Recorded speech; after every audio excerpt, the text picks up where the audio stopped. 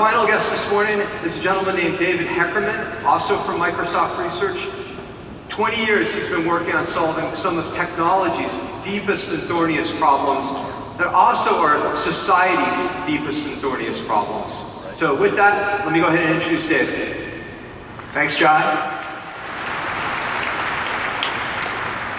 So let me take you back to 1996. It was a simpler time, a time when you got an email, you either knew who it was from or you wanted to know who it was from. That all changed in early 1997. This is one of the first new kinds of email messages I got. My wife's name is Susan, but she never used the nickname Susie. And so I was wondering who the Susie character was. And I guess you can imagine my surprise at what I saw when I clicked on that link. Of course, I'm talking about junk mail or spam. And in January of 1997, I got about a dozen of these messages in rapid succession, and I knew things were going to get very bad very fast. Fortunately, I was at Microsoft Research. I was trained in machine learning, and I could see how machine learning could help fight spam. I sent an email to my team saying, save all your junk mail, we're going to build a machine learning classifier that distinguishes good mail from bad. We did that, it worked very well, and eventually the technology made its way into various Microsoft products like Outlook, Exchange, and Hotmail. So something very interesting happened when these filters saw a wide distribution. Let me give you an example. So our filter would see the word Viagra in an email and know very likely that that email was spam and filter it out. Well, the spammers figured this out and they disguised the word Viagra. They took the last A out and put in an @ sign. So now the human still sees Viagra, still sees the message, but our junk mail filter doesn't see the word Viagra and misses the message. Eventually we figured that out and made our junk mail filter see Viagra with the @ sign, and then spammers would try something else clever. This time they would embed the word Viagra in a bitmap. Again, we, the humans, can see the message, but our filters can't. So this went back and forth for quite a while, and at some point we said, we gotta step back here and think a little bit more strategically. And we realized there's a weak link of these spammers. They want to get money from you. So let's go after that weak link. And we started cataloging links to web pages that would take money from you, for example, with a credit card. And then when a new email message came in with one of those links, we know very likely it's spam and we filter it out.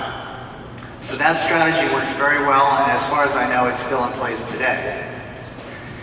Now let me fast forward about 6 years. It turns out I also have an MD.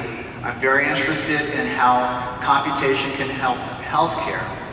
And I got very interested in HIV and designing a vaccine for HIV.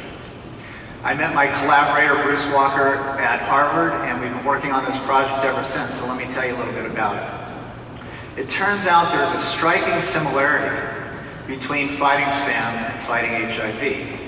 Just as spammers change or mutate their messages to work around our filters, just as I showed you, HIV mutates itself to avoid attack by the immune system. And Bruce Walker and I are now essentially using the same high-level strategy to go after HIV, namely to go after its weak link or weak links. So if we switch video, I'll explain that in a bit more detail. This is one of HIV's proteins. It's a molecule consisting of a string of amino acids that folds together in some 3D shape to perform some function. Unfortunately, that function is very destructive for humans. Now, when you get infected with HIV, your immune system essentially tags at some random spot along this molecule, let's say down here. And with that attack, HIV is forced to mutate at that particular site. Now, unfortunately, HIV is very robust. So when it mutates at one of these random sites, it generally functions quite well. It's like the spammers adding that @ sign to Viagra. The message still gets through. But the hope is that there are some vulnerable sites on this molecule. Let's say right here where these two loops come together. And so if the immune system attacks here and it forces a mutation here, the hope is then that this molecule's function will be severely crippled. If that's the case, we can build a vaccine to teach your immune system to attack precisely at these vulnerable spots and not at any of these many random spots where attack would just waste the time and energy of the immune system. So now if we could go back to the slides, turns out my collaborator Bruce Walker had identified a set of individuals that made it possible to look for these vulnerable sites. In particular, he identified people known as HIV controllers. These are people who get HIV but don't get very sick. To them, HIV is more like a common cold. That's in contrast to the many normal people who, when they get HIV, they get very sick.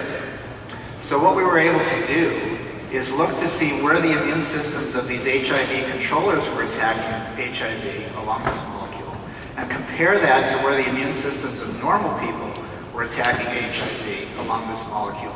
Sure enough, we found differences, and those differences point to these vulnerable spots. Today we've cataloged about a half dozen of these spots. Also working with a friend of mine from medical school, Reed Rubsamen. Together we've designed a delivery mechanism for this vaccine, and we're gearing up to test this combination now in South Africa. But there's still at least one important challenge that remains.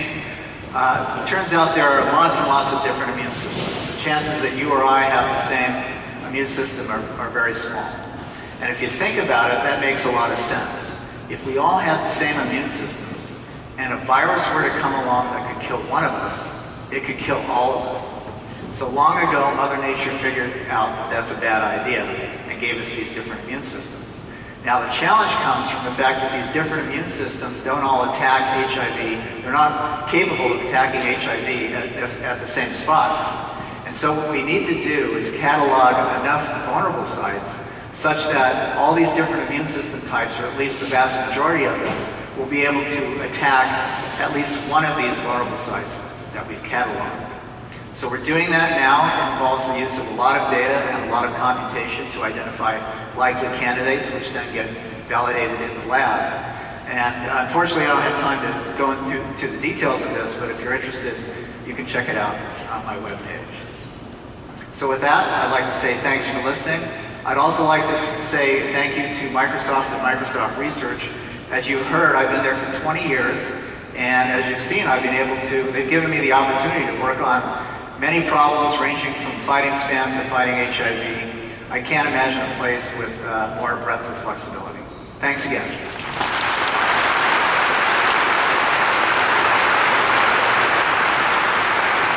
Thank you, Dave.